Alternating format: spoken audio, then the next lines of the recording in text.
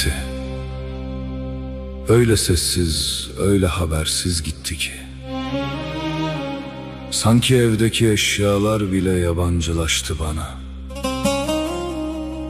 Masada unuttuğu o ince şal, mutfaktaki yarım kalan çay.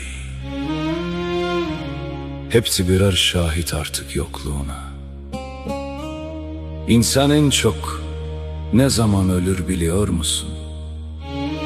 Sevdiğinin kokusu odanın içinde asılı kaldığında.